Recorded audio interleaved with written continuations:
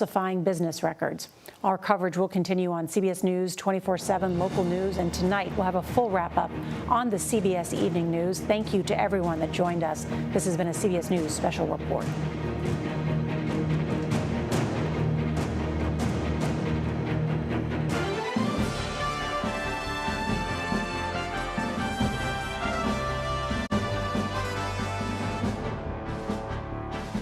Hello, thank you for joining us. For the first time in the 237-year history of the American presidency, one of the 46 men who has served in that office is a convicted felon.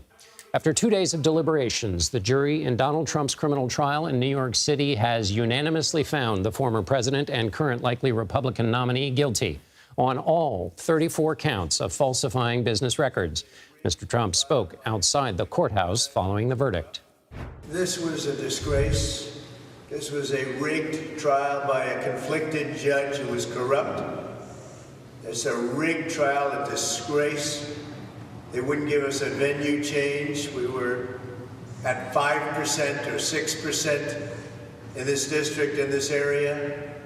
This was a rigged, disgraceful trial. But the real verdict is going to be November 5th by the people. And they know what happened here, and everybody knows what happened here. Before we begin breaking down the verdict, we want to remind viewers how we got here in the first place. Prosecutors allege, and the jury believed, that the former president, his then attorney Michael Cohen, and National Enquirer publisher David Pecker met at Trump Tower in 2015. They claim the three discussed how to conceal negative stories about Trump in order to get him elected. In October 2016, Cohen and an attorney for adult film actress Stormy Daniels negotiated a $130,000 deal to keep her quiet about an alleged sexual encounter with Trump in 2006. Trump, the jury believed, reimbursed Cohen for the payment, claiming it was for legal fees. That was the criminal issue at the center of this case. For more, let's bring in Errol Barnett and Katrina Kaufman outside the courthouse in Lower Manhattan. Errol is CBS News national correspondent, and Katrina is a CBS News campaign reporter and attorney. Katrina, you've been in the courtroom throughout this trial. Tell us what it was like when the verdict was read. So I was sitting in the courtroom on the end of one of the rows when the verdict was read, watching the jury, watching Trump. He was just looking straight ahead, very stone-faced. His eyes were so squinted, I honestly couldn't even tell if they were open for some of the time. But the foreman read that he was guilty on all counts, and then the judge goes and confirms with each juror that they concur with that verdict. And so Trump looked at those jurors one by one as they affirmed that they were finding him guilty on all 34 counts in this case. And then when it came to leave the room, Trump got up, turned around, and he and his son, Eric, who'd been sitting slightly behind him, had a quick handshake. Eric had also just been sitting there looking at the jury, looking ahead at his father. And when he walked out of the room, he passed right by me with, I think, the deepest frown that I've ever seen on his face, followed by his attorney, Todd Blanche, who just looked equally morose, and his son and the rest of his team trailing behind him. Katrina, was there any audible response from either the peanut gallery or the prosecutors or anybody? I didn't hear any audible response. He just really, honestly sat there just looking so morose, looking straight ahead, almost as though he was trying to block out what was going on, but also hearing it at the same time. But there was very little reaction that I could see. I did see Eric. I was watching him as the charges were being read, and the foreman was saying that he was guilty on the counts. He started shaking his head no slightly as he was looking ahead at his dad. Errol, this is the first conviction of an American president, a president who has created extraordinary swirl everywhere he goes, and who has some durable and diehard supporters. So with that kind of setup, what was the mood like outside? This also is taking place in a city where people like to go about their business even when extraordinary things are happening all right around them.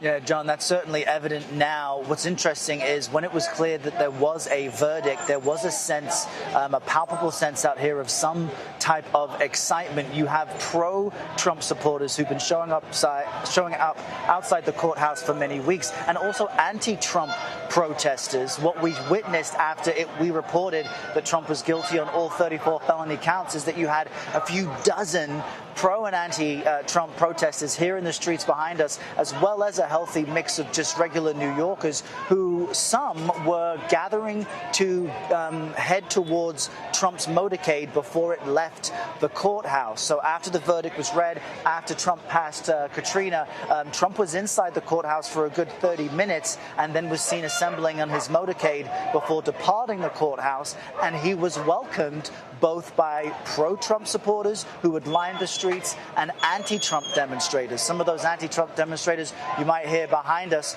who were chanting on each count, guilty and guilty. And we should also note that one aspect that added to the mood both inside and outside the courthouse was just how relatively quickly these 12 jurors decided unanimously that Donald Trump was guilty. Yesterday, it was only roughly 4 hours of deliberation before they sent back a note requesting more guidance from Judge Merchan and more testimony, specifically from David Pecker. This morning started with them getting that guidance from the judge, getting testimony from David Pecker read back to them. And that's significant because Cohen, of course, had credibility issues. The judge had said you should consider him an accomplice, and so you can't convict based on his testimony alone unless it is corroborated by other testimony and other evidence. And that's precisely what the jurors wanted to go back and examine after they got the additional testimony read to them this morning. So they seem to hone in on the Trump Tower meeting of 2015, the nexus of the scheme, and everything David Pecker said about it that lined up with Cohen's testimony before they returned this unanimous verdict. So relatively a fast decision by this 12-person jury who was made now, an historic decision. And Katrina, we should note we have not, as far as I'm aware, heard anything from the jury, reminding that at least one person who was in the jury was concerned and left before this all started because of safety concerns. So we don't know whether we'll hear from the jury, though the judge, as I understand, has said they can talk. Katrina, you watched this whole thing. Were you surprised by the speed, by the outcome? Just what struck you in terms of the argument that that Arrow was making there? And it sounds like the police are doing a little crowd control behind you. What surprised you about this, Katrina? I mean, I was absolutely surprised by the speed. I guess to set the scene a little bit more for you, we actually had thought that we were done for the day. The judge brought us all into the courtroom, had said that he was going to release the jury at 4:30, and he was just going to step out for a few minutes. And so we were all waiting, thinking that there was going to be a whole other day of deliberation. But when the judge returned, he said he had gotten a note from the jury. They had their verdict, and they just wanted 30 more minutes to fill out the verdict sheet. So I honestly thought that we were probably going to have another day on this, but this jury has clearly taken the case very seriously. They are always extremely attentive. They are taking lots of notes. This was actually to an alternate, but the judge noted that he saw one of them go through 3 different notebooks during this trial. And to what Errol was saying earlier, they wanted a number of pieces of testimony read back, and they also wanted to hear a part of the jury instruction. It was a significant amount of pages, but they referenced one part specifically, and it was about inference, and they wanted to hear about something related to rain that the judge had written. And it essentially said that, if you wake up in the morning and you see that it's wet outside and you see umbrellas, you can deduce that it rained during the night, and that was something they could apply in this case, that if all of the facts surrounding something led to a certain conclusion, that you could deduce that conclusion if it seemed rational and reasonable. And I think given the many pieces that the jury had to tie together in this case, that was very significant that they wanted to hone in on that detail. And just quickly on that point, Katrina, that is a legal principle that exists in the law. In other words, you're allowed to use your own reason. You don't need to have videotaped evidence of the crime as alleged. If your reason and the facts leads you to a conclusion, that's not some crazy new route in the law. That's something one would be taught in law school. Absolutely not.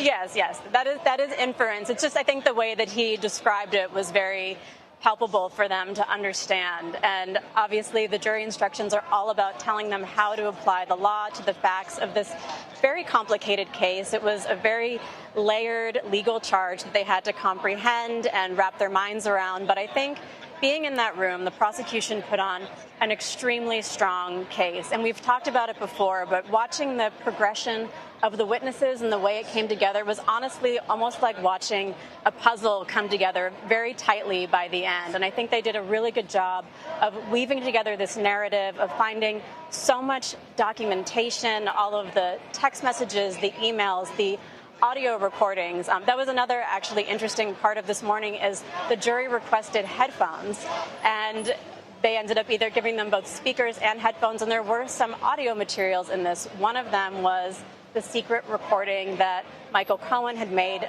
of Donald Trump when they seemed to be talking about the Karen McDougal deal. And we don't know exactly why they wanted it, but it did strike me that when Joshua Steinglass for the prosecution gave his closing argument, there was some debate over whether you could actually hear Trump say the word 150 on the tape. And what 150 means is that's the amount that Karen McDougal was paid for her story.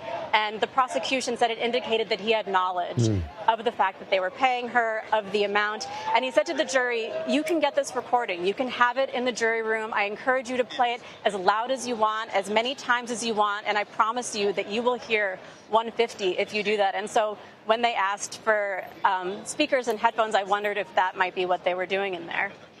Right.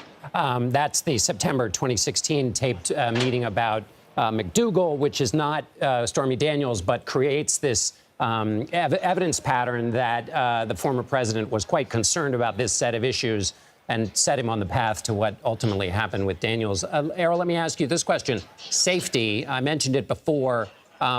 What's the posture around there right now? And what concerns do officials have about either the safety with respect to the jurors or just in response to this verdict? Well, it was evident that the NYPD, which is used to, conducting high-profile cases and allowing a busy place like New York to keep operating while protecting everyone who is involved, including the media, it was noteworthy that for today and yesterday, they actually cleared the street behind us, which on the right you'll see the courthouse, on the left is where the media, most of the media is assembled. They cleared it of all parked vehicles for today and yesterday, whereas for the past 6 weeks, people could park their cars as they wish. They wouldn't allow people along the street behind us to stop walking. You could walk if you had business in the court or if you needed to get somewhere, but onlookers who would stop and take pictures and take video and just watch would be ushered along. Let's not forget that just a few weeks ago, the public park directly across from the courthouse had an incident where a man set himself on fire and he ended up passing away that following weekend, but the park had remained open to the public as an example of the NYPD's efforts to allow the city to operate as possible and to have the smallest footprint as possible. But also, as I think we mentioned, this group behind us, which has been growing in the past hour or so, some of them did rush down to where Trump's motorcade was about to exit. Then we saw about half a dozen NYPD trucks and SUVs line the street as well as kind of a show of force. So the NYPD, it would seem, has kind of successfully allowed this trial to take place. Plenty of other trials and proceedings are taking place at the same time, despite the fact that we've had a former president with full Secret Service protection in and out of this building each day these past 6 weeks or so. History takes place and the people walk on. Errol Barnett and Katrina Kaufman outside the courthouse for us. Thank you very much. CBS News Chief Washington Correspondent Major Garrett joins us now from D.C. Major, I believe you and I were talking. I believe you were down in Mar-a-Lago. It's hard to keep up with all of the indictments. But after the former president was indicted in this case, he made a bit of a meal of it, as I recall. Yes. Take that moment in time and to where we are today right now and give me your impressions, having covered this man for so long. So at Mar-a-Lago, we spoke because the former president was throwing the first of its kind, an indictment party, essentially, rallying those around him to what he said at the time was an unjust process that was out to get him, and that he was beginning the process of identifying himself as a victim of the legal system. And many in the audience at Mar-a-Lago, quite predictably, were supportive of that. That was one moment. I also remember, John, because I covered the presidential campaign of Donald Trump extensively for about 16 months. And I remembered when he was a candidate, then when he was president, and stories or questions about this kind of conduct arose, whether it was any previous affair or was there ever an attempt to bury that information. All questions about that were met with hostile, forceful, aggressive denials. Those denials evaporated in the courthouse proceedings of the last 5.5 to 6 weeks. It had been proven, established, beyond any shadow of a doubt, that there was a process by which stories favorable were placed, unfavorable caught and killed. Now, whether the country believes that is a crime sufficient enough to render the former president now a convicted felon who faces prison time is a separate matter. My only point, John, is that the former president at Mar-a-Lago, when this conversation you and I are having just began this evening, was about how the system was unjust and all these things alleged were untrue and false. Many of those allegations have now been proven to be true, and those aggressive denials did not withstand evidentiary scrutiny. And one of the things the country is going to begin to debate from this day forward, from this moment forward, John, is the absolute value of the terminology rigged. Because the former president says in every instance, every single instance, whether it's a civil case, whether it's about whether or not he sexually assaulted a woman in New York, or his business records in this case were fraudulent or not, every single case, January 6th, Fulton County, classified documents, in every instance, the entire system is arrayed against him and him alone. Yes. Well, now a jury of his peers has said, you know what, it's not arrayed against you. It's your conduct that brought all this into being in the first place. And there's a law that asks us whether or not that conduct is felonious or not. And 12 jurors said unanimously 34 times it is. We just saw pictures there of the former president in front of Trump Tower, a building that is thoroughly associated with this city, as the former president has been for his entire life. Let me ask you this, Major, as the final question. Okay, there's a campaign going on, but give me your sense of some of the effects that will happen from this. I mean, everything from there are people applying and auditioning to be his vice president. How will they react to this? And what incentives might they have to now talk about the jury system and what's rigged and what isn't rigged? How do you think this will ripple through the election? In Republican precincts across this country, John, this will echo as what the former president describes it as. Something that should never have been brought, that is a miscarriage of justice, or to use the terminology of the sitting chairman of the House Judiciary Committee, a travesty or a shameful day in America, as the Speaker of the House of Representatives said in a statement this afternoon. That will resonate among Republicans. Many Democrats and maybe some independents might say to themselves, the system now is applying accountability. And if there's been anything constant from their vantage point about former President Trump, is his ability to dodge accountability and essentially say to the systems of our country, what are you going to do about it? And doing so with a kind of impunity that drove Democrats, certainly, and maybe some independents, to the point of distraction, if not worse. There will be partisan alignment, as there is almost everything in our political life in this country right now, John. But there will be some fair-minded Americans who are not hard partisans, right or left, who will now scrutinize this because the system has rendered a judgment. Until this afternoon, that judgment was a pure abstraction. It is abstract no longer. Major Garrett from Washington. Thank you so much, Major.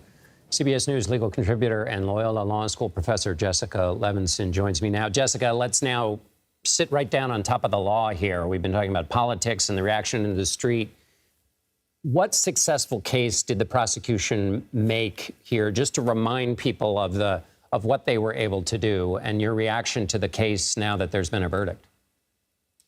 Well, my reaction is that the prosecution was able to tell a consistent story of what makes the most sense here. What makes the most sense is that Donald Trump entered into basically a criminal conspiracy to try and bury this story, and that's Stormy Daniels' allegations in the wake of the Access Hollywood tape, so that the voters didn't hear about what she has to say. And you, the jury, heard what she had to say. How do you think that would have landed with the voters right before they walked into the ballot box. So I think the prosecution was able to take a complicated case. John, you and I talked about it. There were a lot of hurdles that the prosecution had to cross, and they were able to say, what makes the most sense? And I think what's important is they really did use, forgive the expression, but a belt and suspenders approach, where they knew that they didn't have perfect witnesses. They knew that they didn't always have perfect evidence, but every moment they tried to say, we're backing it up. You don't just have to believe Michael Cohen. Look at what everybody else is telling you as well.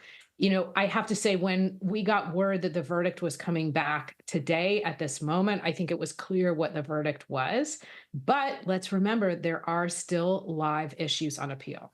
Well, that's a crucial point to make. While we're talking here about respecting the judicial process, there is the jury part of the process, and then there is the appeals part of the process. So before we get to punishment, clearly they're already thinking about appeals in the Trump camp. What would be a reasonable ground, or what do you think the appeals process will look like from them? So I think it will be everything from start to finish, in the sense that there are some questions about whether or not some of the jurors potentially should have been kicked for cause, meaning that they just shouldn't have been there because they couldn't render a fair verdict. There will be questions about the way this case was charged. This is a state case dealing with a federal candidate, and it was a fairly novel application of a New York election law, which said the falsification of business records, that alone is a misdemeanor. How do you kick it up to a felony? You have intent to commit or conceal another crime. That other crime, as I just mentioned, was basically unlawful election interference in New York. And then they had to add meaning to that word unlawful. The judge gave them three options: campaign finance violations, federal campaign finance violations, state and federal tax violations, and other business records violations. That is unique. Watch for the Trump team to say the way this was charged is not proper. It violated due process, and the statutes did not allow for a conviction under this circumstance. I think lastly, look for them to challenge not just the judge in this case, but to challenge Stormy Daniels' testimony, where they asked for a mistrial right after the testimony. They said it was irrelevant. It went too far. So lots of live grounds for them to appeal here. Right, irrelevant, went too far into the details of the alleged encounter. Let's go now back to the punishment. Sentencing is scheduled for the 11th of July. What can we expect to happen there? And give us your sense of whether, everybody wants to know about whether jail time is even in the possibility here. It's a possibility, but I do not think it's a probability. Let's look at what's going on. First-time offender, non-violent felonies. If we are to say that this is a case where we're treating the former president like any other defendant, I think, John, if you and I were having this conversation about Donald Smith, I would say, looking at all the allegations here, we're looking at probation. Now, that's not nothing, but it's certainly not time in prison. And I know that separate from that, a lot of people are saying he's a convicted felon. Can he vote? And my best reading of the law is, as a voter in New York, you look to the law where he's convicted. New York says you can vote unless he's incarcerated. So no incarceration means he can vote. Unless he has to vote in Florida, which has, I think, a different set of laws, right? It's determined by the state that he would be in. So because I think he's going to be voting in Florida. So I believe that, I apologize. I believe Florida says, look to the law of the state where you were convicted. Oh, okay. Okay. It's very helpful. Now, let me ask you about the Supreme Court, where, could they have a role in this ladder of appeals just take it from there? Yes, but this is a state case. And so they have to find, for the Supreme Court to take it up, they have to find a live federal question. And so there could be, I think the defense will try and say, well, there are due process considerations here with, again, how the case proceeded, how it was charged. But I do want to emphasize that the vast, vast majority of times, the state Supreme Court is the last word on a state criminal conviction. Again, I think that doesn't mean the Trump team won't try and bring this to the Supreme Court. But John, as you know, the Supreme Court is plenty busy with some other Trump cases as well, dealing with his immunity from criminal prosecution for official acts and dealing with whether or not that obstruction statute that he is charged under in the DC election interference case is a good fit for January 6th. Let me ask you a question, Jessica, about the judge's instructions. One of the things that the jury asked for was a portion of that to be reread for them. Did you see anything out of the ordinary in the judge's instructions? Because that's one of the things, there were many things mentioned, some of them not germane by the former president, but the role of the judge in this, did you see anything in his jury instructions? Because some other Republicans, Senator Marco Rubio, have mentioned something about the jury instructions. Did you see anything in that was either grounds for appeal or that was not according to the normal patterns that judges use in these cases? So I guess I would say two things. One, with respect to questioning the judge, we know this is a judge who has made very small donations to Democratic candidates and campaigns. Expect to hear about that a lot more in the wake of this particular conviction. Now, a New York body overseeing this issue, these ethics issues, said, Judge Merchan, you can go ahead and you can hear this case. Separately, you asked me about the jury instructions, and the one that stands out to me is the idea that, and again, forgive me for the multi-step process, falsification of business records, intent to commit or conceal another crime. The other crime is unlawful election interference. I'm paraphrasing. But what the judge said is when you fill in the meaning of that word unlawful, it could be one of three crimes, and you don't all have to. My understanding is you don't all have to agree on which one, as long as you all agree there was unlawful intent to commit an unlawful activity here. And so that is just not, as I understand it, a typical scheme. It doesn't mean that it's not legal. It means that I think we're going to be hearing more about that as the jury instruction where there might be some question. Jessica Levinson, tremendously helpful as always. Thank you, Jessica. We are awaiting a news conference from District Attorney Alvin Bragg following the guilty verdict. He's expected to deliver remarks in, well, any moment, really, and we'll be taking those live. Still ahead, how the verdict could affect the rest of Trump's campaign. We're going to take a quick break. We'll be right back, of course. You're streaming The Daily Report.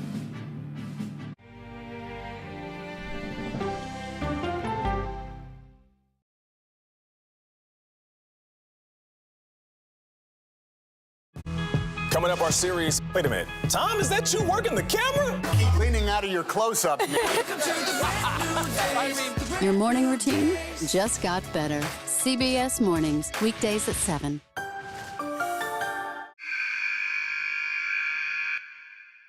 I had progressively fallen deeper into the world of online sports betting. The risk is the rush. What do you think is driving the spike in popularity? I think it's legality. If it's legal, I'm going to use it. There are ways to bet when you are 18. We've created an epidemic of child gambling. You can't walk into a male dormitory in a college campus without sports betting happening. It's America's most neglected problem. I used sports betting as a way to escape, when in reality, I'm choosing self-destruction. Whatever I had left, it was gone. The purpose of the industry is to get you to play to extinction. And that means until all your money is gone. Go to the ends of the earth. Reach for the stars. Yeah, I just took off. That kind of thing. Oh, that's pretty good. Because there's always something new under the sun on CBS Sunday morning. An original documentary from CBS Reports. That desired farm, it's a wonderful place to raise children, and it still is. Promises broken. Black Americans have been the target of racism and discrimination pretty much from the time they acquired ownership in the land. Costing black farmers hundreds of billions in generational wealth. They did everything to make sure we were run off that land. But communities are uniting to continue the fight. Collective ownership is powerful. To keep their land and their dreams alive. To watch my children play on land that we own means everything. So land is power. Most definitely. 40 Acres and a Mule, now streaming on the free CBS News app. People with developmental disabilities were once sequestered by the hundreds of thousands in institutions. Many of our fellow citizens are suffering tremendously because lack of attention, lack of imagination, lack of adequate manpower. Disability activists have since torn down barriers blocking them from living at home or in the community. We conclude that Title II of the ADA requires states to provide community-based treatment for persons with mental disabilities. But of the 16,000 people who remain in state-operated institutions, half are in 5 states, and Illinois is one of them. I don't want to live in the institution. It makes me feel discriminated against. Do you think there are people living in institutions in Illinois that don't need to be living there? Yeah, because they're proving it as soon as they get out.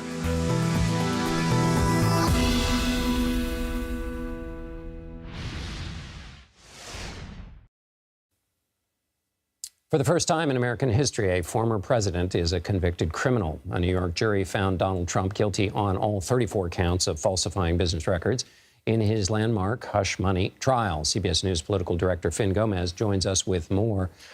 Fin, first of all, something like this happens, campaigns, rush to their text out or get you on the phone. What have you started hearing from the Trump camp? Well, the Trump campaign plans, essentially what we heard the president say today is what they expect him to say. We're not expecting any other events today. He's not rushing back to Mar-a-Lago, I'm being told. But I've asked if this will have a political impact on what they believe is the trajectory back to the White House. They feel that if anything, it helps the base. It pushes the base out there. The base is livid. They're fired up. They're falling into the narrative that we've heard Trump saying in and day out at 100 Center Street, that this is a witch hunt, that this is this is a political. There's been a political calculus underlying this whole operation. They feel it falls to that narrative. However, talking to the Biden folks or people close to the Biden campaign, they tell me that essentially their sense, their perspective is to essentially stay out of it, not get into the mire, right? Right. So, yeah, you don't want to get in the way of your opponent when your opponent's having troubles. Exactly. But going back to the Trump campaign, man cannot live by base alone, one might say, which is to say the base will no doubt see this as further persecution of a man they see as endlessly hounded by everyone, the media included. But what about the voters with whom Trump has trouble within even his own base, which is anybody who's not in the kind of Make America Great Again hardcore? What about those voters who would have been otherwise traditionally Republican voters? Well, we have seen some polling that's come out in recent days. There's one out even today. There was a NewsHour Marist poll that said essentially that voters or likely voters would not be impacted. It really would have moved the dial one way or the other. For the most part, we're looking at those 7 battleground states, as you know, John, and the polling that we have seen shows that it's really not a top issue. But about those specific voters that you were referring to, and I would say, like, there's been a lot said about the Haley supporters, if you will, the sort of formerly McCain Republicans who are like traditional conservatives or even moderate, and to them, and speaking to top Democrats earlier today, those associated with the Biden campaign, they do feel that this helps their cause. They do feel that those who are on the bubble in those respective 7 states, especially, could have their decision impacted by this. Like, they're not expecting this. They're not expecting any sort of like fantasies here, or any sort of like a huge dial move, if you will. But will it have an impact? They feel yes. Will it have an impact with those persuadable Republican voters somewhere in the middle? They believe they do have a stronger argument now that this has happened. However, John, as you know, probably better than anybody, we have 5 months left until the November 5th election, right? The best thing for Trump politically is that there are 5 months left. The worst thing for Trump politically is that there are 5 months left, because that could be a What do you think this does? Conventions ain't what they used to be, of course, but the sentencing is 5 days before the Republican convention. What do you think this does to that? Just a few days before the convention, right?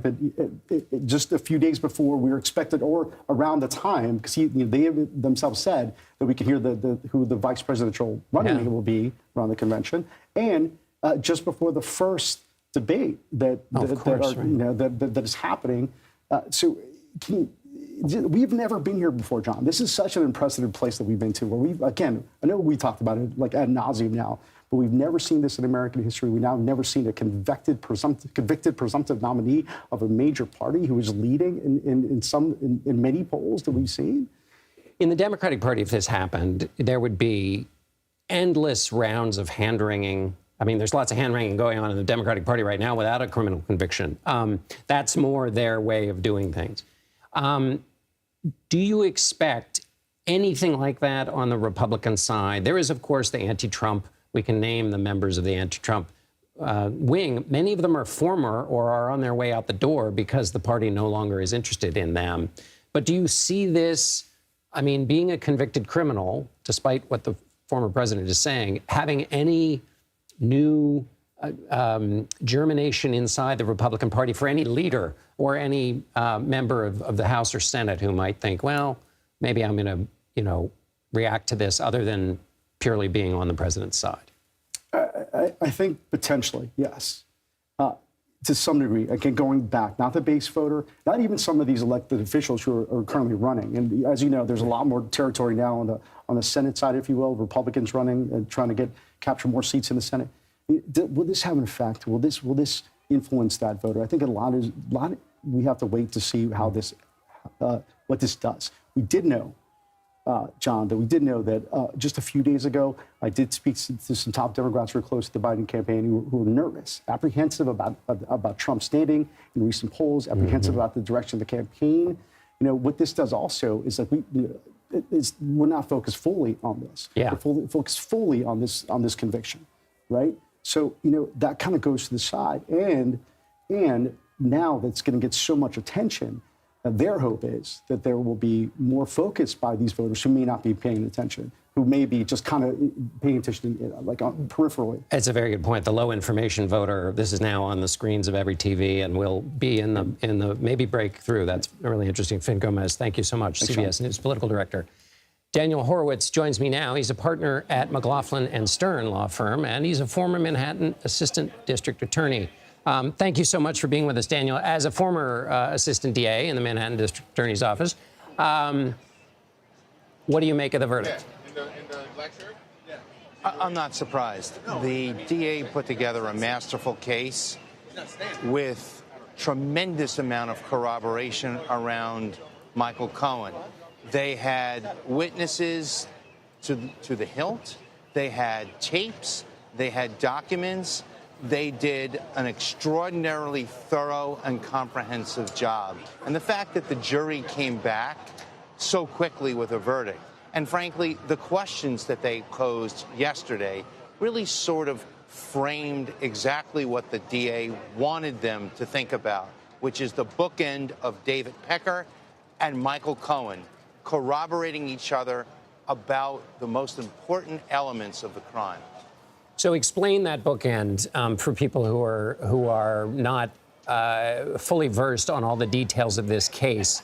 What were the two underlying, or what were the most important underlying facts that were solidified? And just to remind people, Michael Cohen was a thoroughly compromised witness who spent his career lying as an employee for Donald Trump, was then convicted for lying, and then wasn't.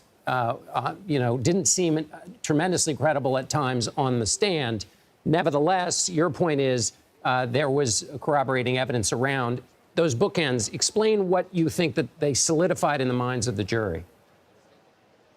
Sure. I mean, the central allegation is that Donald Trump, along with Michael Cohen and David Pecker, orchestrated this conspiracy to help Trump get elected by suppressing unfavorable and unflattering stories and by paying off Stormy Daniels not to tell her story that Donald Trump had slept with her, Karen McDougal, the same thing. And David Pecker, as the publisher of the National Enquirer, was a critical player in that because there were stories from Stormy Daniels, from Karen McDougal, that, to use his word, the National Enquirer caught and killed, meaning that they went out, got the stories, paid those people money so that the stories would never run.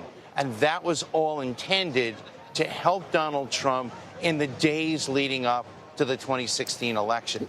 And the bookends, you have David Pecker, longtime publisher of the National Enquirer, friend of Donald Trump, said he was a friend of Donald Trump when he testified, said he still liked Donald Trump. testifying. You also have Michael Cohen, the president's fixer, who by title was a lawyer, but really did all the dirty work. And he's the one who sort of put all of the details into execution that Trump had detailed to him, along with Trump's other lieutenants, Alan Weisselberg and others in the Trump organization. Daniel, let me ask you this final question about this possible grounds for appeal on this question, which is the judge instructed the jury that as they considered the evidence and considered whether the former president falsified business records, they had to think about whether it was done in furtherance of covering up another crime, and that they could choose between three different kinds of crimes. One were state election laws, one was federal election laws, and then the third was other business forms, I guess also, and tax records. The argument from the Trump team is that's crazy, the kind of pick your lane way of turning this into a felony. Why is that not a good grounds for appeal? I mean, I think that it's, as a lot of people have said, it's not a theory that's been well trod. And so as a result, any defense lawyer, whether it's Donald Trump's or anybody else, is going to say, hey, look, this is a novel theory, so we've got good grounds for appeal. The reason it doesn't really work, in my view, is because the fundamental crime that underlies the falsifying of business records, in other words, false entries were made in business records to cover up another crime. And that crime, as the judge instructed the jury, was a violation of New York state election law, which says that you can't engage in illegal conduct with an election by unlawful means. And it's that phrase, the unlawful means, that Trump and his team have seized on. And the prosecutors and the judge instructed the jury that there are these three different alternatives as to what unlawful means actually means. Now, I don't think that at the end of the day, the appellate division, which is the appellate court in New York State, is going to find much truck in Trump's argument on that point. Daniel Horowitz, thank you so much for being with us. CBS News congressional correspondent Scott MacFarlane joins me now from Allentown, Pennsylvania. Scott, what's the read? What are you hearing from congressional leaders, or if not leaders, members of Congress reacting to this guilty verdict of the former president? Yeah, John, first of all, the dividing line is pretty clear here on the reaction, and it's somewhat predictable. We're hearing the words corrupt, rigged, weaponized, and political in the statements from Republicans and Trump allies about the jury's decision. So many of them ascribing a motive to the Biden administration, despite the fact that that is a meritless claim, and that this was a local, not a federal prosecution brought by a prosecutor in Manhattan, approved by a grand jury of Mr. Trump's peers, and a conviction by a jury of Mr. Trump's peers. The Democrats are leaning into the opposite argument, one that you would expect, that this was a righteous prosecution, that it was a jury's voice and a jury's decision, and that Donald Trump is now not just a former president, but a convicted felon. Doesn't seem to be any surprises in the political reaction. I'll just note a couple small things that are worth mentioning. There was one Republican, Bill Cassidy of Louisiana, criticized the prosecution. He's one of the few senators on the Republican side who voted to convict Donald Trump, impeach him in 2021. He criticized the defense for its strategy in this trial.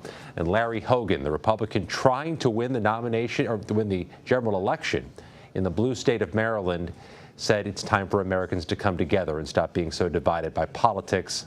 A bit of an equivocation from somebody trying to run as a moderate. Yes, and as if politics were a free-floating thing. There are some specifics to wrestle with today, but the former governor will have to do that on his own. Let me ask you something, Scott. You've covered a lot of trials. Remind us again what usually happens when somebody is convicted. My recollection from covering a few trials myself is they say, we respect the jury's decision and we will appeal because we think on the law we have a case. But there is some nod made to the process that you still then are going to have to be in as you work your appeal to get the guilty verdict overturned. A, do I have that right or wrong? And B, give me your historical perspective on how convicted members usually respond as a way to gauge the Trump response versus what the norm is. That's a good question. Let's look at this huge set of cases we have that are Trump adjacent. The January 6 criminal prosecutions, those are in federal court. Sentencing happens through a very rigorous, traditional, months-long process, and we've heard any number of the defendants in those cases, question the political leanings of the jury and the venue. This destabilizing argument that jurors are political creatures who operate as political creatures when they're jurors. That's a destabilizing argument that has led to some appeals, none of which have been successful. In fact, an appeals court just this week, John, shot down a January 6 defendant's argument that he had a loaded jury from Washington, D.C. in his case. You see the same type of destabilizing arguments already popping up in the hours after the Trump conviction, that this was a liberal jury in Manhattan, that we can't trust the jury system. I don't know what the consequences of that are, John, but we saw the consequences of when they destabilized the integrity of American elections in 2020, and we're still feeling the pain of that to this day. Yeah, it's a very good point. You can think I think, that the jury got it wrong. You can maybe even think the judge had wrong instructions, but for lawmakers to make this leap and say, which, as you pointed out, has no merit and no evidence, that this is somehow connected to Biden, that seems to go a step further and engage in the kind of danger you're talking about, which is to sow doubt about the very system. And in our politics, we have seen, because doubt was sowed about the outcome of the 2020 election, that for a certain group of people in the country, when there is doubt, they take matters into their own hands. You've covered the people who took matters into their own hands when they had this gasoline thrown on the floor, when they were told that the system was rigged. How, when they were told the system was rigged, we have, sorry, Scott, with that windup, we now have Manhattan District Attorney Alvin Bragg at the microphones.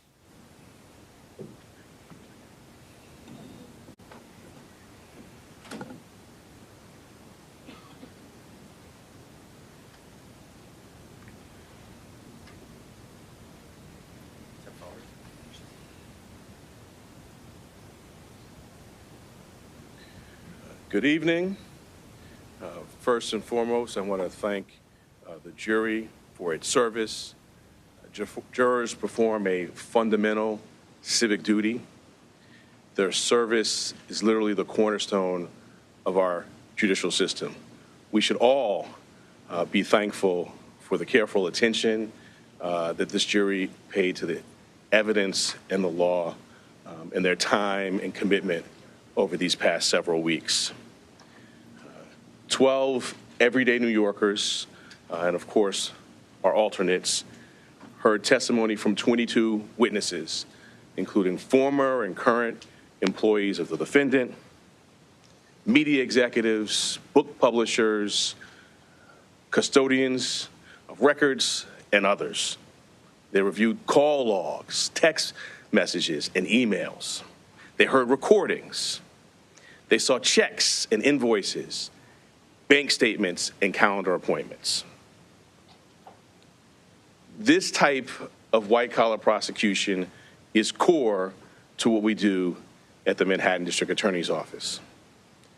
In the 1930s, District Attorney Thomas Dewey ushered in the era of the modern, independent professional prosecutor.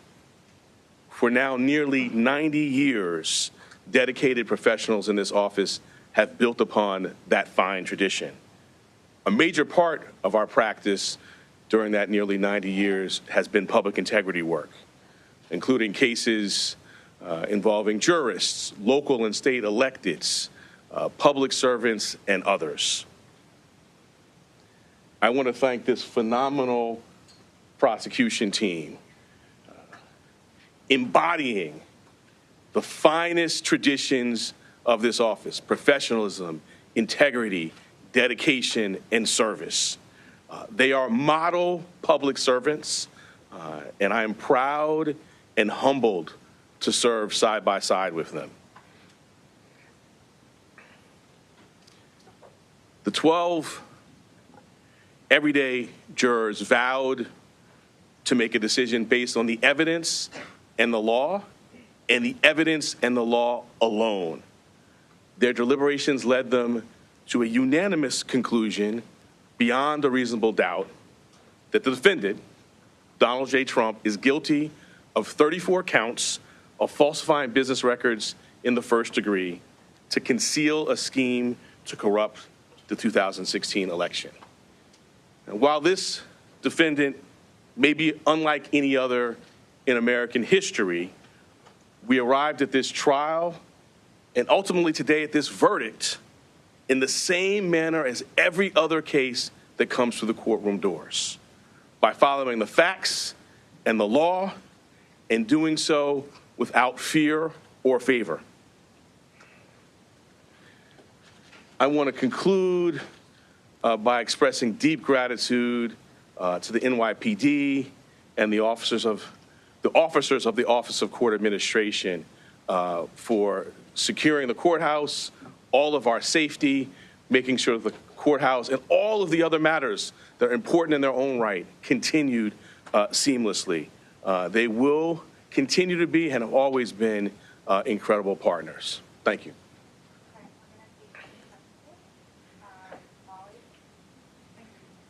And do you plan to request a prison sentence for this conviction? And do you think that Donald Trump's multiple violations of the gag order that was in place should factor into that request at all? The judge scheduled a sentencing for July 11th. We will speak in court in that time. He also set a motion schedule. We will speak in our court filings as we've done throughout this proceeding. Donald Trump has repeatedly targeted you personally and members of your prosecution team. Do you have a response to the former president after this trial is concluded? I do not.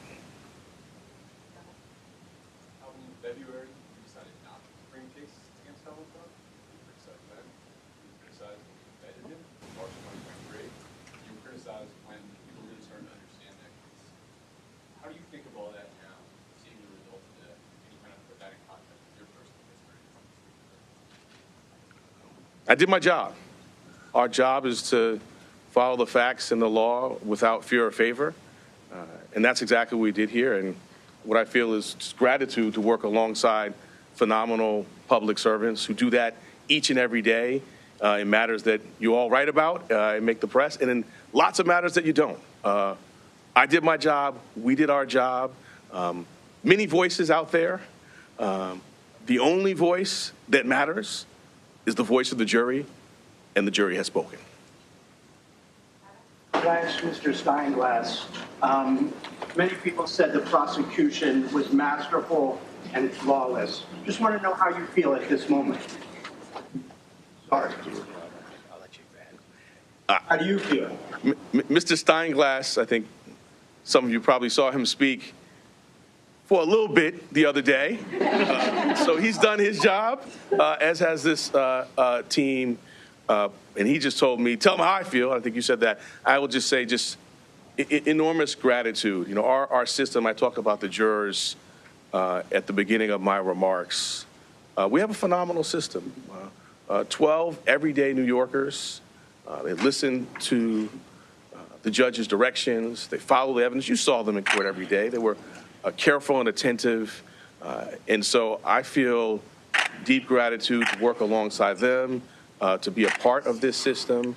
And I just want to echo that this is what we're doing every single day. I mean, during this trial, just this week, right, a ghost gun indictment, Grimaldi's wage theft plea resolution, sex crimes, convictions, all sorts of work that's being done by phenomenal public servants. So we're before you today on this obviously consequential matter, but this is what we do every day. We follow the facts and the law without fear or favor. If a jail sentence is in the cards, it is likely that Trump and his attorneys would seek a stay on enforcement of that sentence pending appeal. If that were the scenario, would your office object to staying the sentence? I'm going to let our words in court speak for themselves when we get to the sentencing matter. I'm not going to address hypotheticals. They raise arguments, we'll respond. And I think your question really underscores an important point. This is an active, ongoing matter, right? We have other phases of this going ahead. We will continue to do our speaking about this matter, about issues like that in court. All right, last one. From day one, kind of the viability of this case has been questioned in all sorts of media outlets, all over the place, including from the defendant himself. Can you respond to any of that, how you feel now that you've gotten the conviction? So my response, again, is I did my job. You've been listening to Manhattan District Attorney Alvin Bragg discuss the guilty verdict in Donald Trump's criminal trial. CBS News congressional correspondent Scott McFarland joins me again from Washington. Scott, he defended the jury system, didn't defend it, praised it, said this is what the Manhattan District Attorney's office does every day. What did you take away from the Manhattan District Attorney? First of all, the phrase he used, that the only voice that matters is the voice of the jury, because there are no shortage of voices in this case, after this case, before this case, and we're going to hear quite a bit from Trump and his supporters. The other thing that he says, which comes right out of that playbook, I guess, they hand you when you become a prosecutor, is when you're asked about what you're going to seek at sentencing, you say, I will speak through my court filings. Between now and some deadlines set for June and July, Alvin Bragg's team will speak through their filings, what type of sentence they're going to recommend in this case. It really is the overarching question we're stuck with now until July 11th. What type of penalty does Donald Trump face? The prosecutors get to make a recommendation. Most certainly the defense gets to make a recommendation. But just count me as dubious that you can etch that July 11th date into stone, John. 4 days before the Republican National Convention, any number of tactics, legal points of order Donald Trump can make to try to push that date back, he's likely to employ them if he sees fit to do so. He certainly has in every other venue. Scott McFarland in Washington, thank you so much, Scott. Coming up, a special edition of America Decides. My colleague Caitlin Huey-Burns will have continuing coverage of Donald Trump's conviction on 34 felony counts.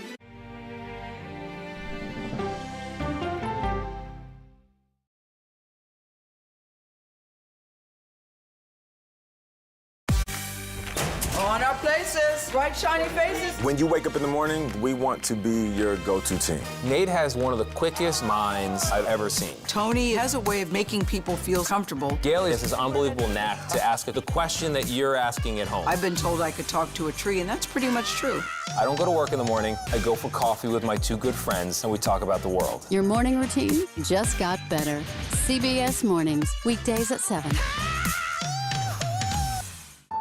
It didn't seem like anything could happen, because nothing ever happens in East Palestine, but it did.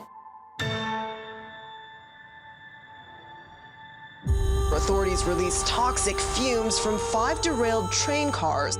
Resident, please evacuate. Acute bronchitis due to chemical